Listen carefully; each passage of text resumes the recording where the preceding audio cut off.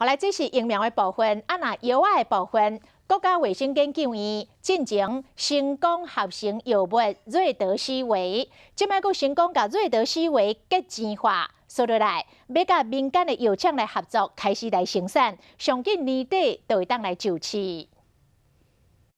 国家卫生研究院伫顶个月底成功完成武汉肺炎药物瑞德西韦攻克级合成，进度超前。即马佫成功甲瑞德西韦结晶化，而且甲民间药厂合作，向药物量产前进一大步。要具有这个病患检体认识，然后的临床实验。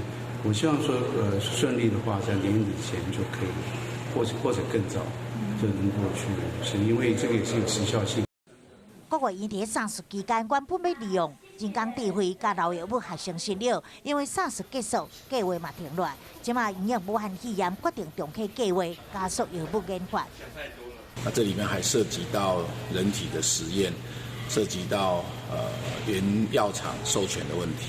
那也同时看看有没有立法院可以帮忙、可以支持的部分。利用人工智慧、老药信用等等的策略。 国卫院表示，讲要伫上短期间内研发出特效药，捍卫个人健康。